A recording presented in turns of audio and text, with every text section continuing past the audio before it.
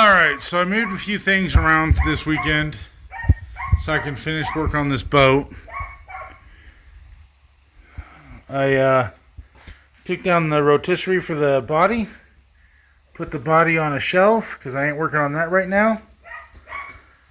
I got to get a couple more parts that I forgot I don't have.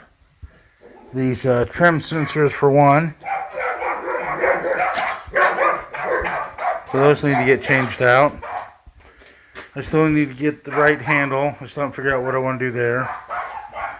So this, even though I worked on it this weekend by making room and making it a little bit more organized here, that's not getting done this weekend. So since I wasn't working on the boat, I went and I worked on the M151, M1, I don't know, whatever the hell it is. 151A1?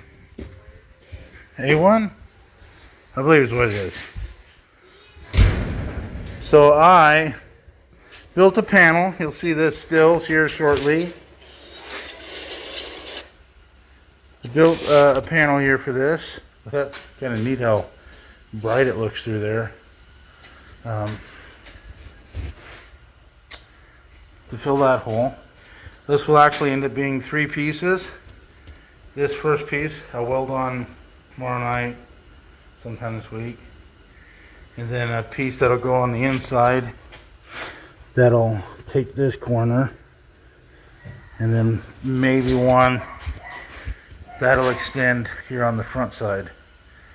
That may not be necessary. But I'm using a propane heater to get some warmth into it so I can spray the weld through primer. Well, and that's what I used on every other panel I put on. Seems to work out pretty well. The next step is I had to cut a little panel here to change that out. Actually, I think I've changed my mind to here, the overlap part, because this actually has nothing behind it. So I'm just going to put a piece of copper or brass behind it, weld that hole up, call that done, cut this piece out and change that out. So took a little bit of time. That's got a lot of curves to it, angles. As usual, I made the cut.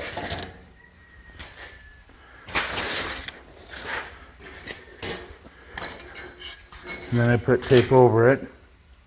See, that's the little indentation. That's where it is. I used this to do that, and then I flattened the center out.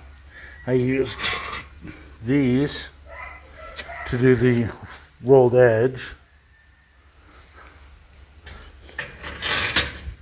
This was a scrap metal bench vise mount I made. It's got long feet so it doesn't tip over easy.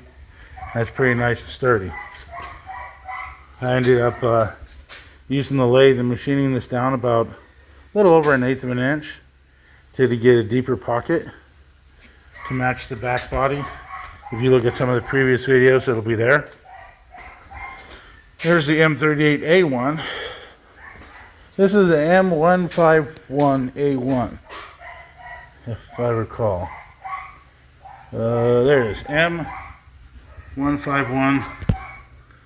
It should be A1, but you can't read that.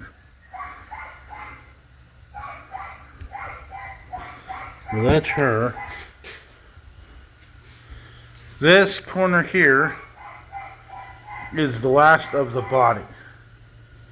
Then the whole thing will be red oxide primered on the outside. Then I may work on the inside, but I don't think so. Actually, I should. I gotta clean up the inside paintwork on both sides. Make it look nice. And then I gotta work on the front hood. But I think once I get all this done, I'm gonna start it and drive it around for a bit. I'm tired of it just sitting here doing nothing. I'd like to drive it again. So I may just leave it all red oxide primered and drive the fucking thing. She needs to be used. I was looking for you. Yep, body filler. Should never have oil next to body work. Hardener. But it is what it is when it is what you have. But this is my M151A1. She's a little different than normal. She runs a Vortec V6 automatic turbo 350 with a turbo Dana 20 transfer case with a 3.51 gears.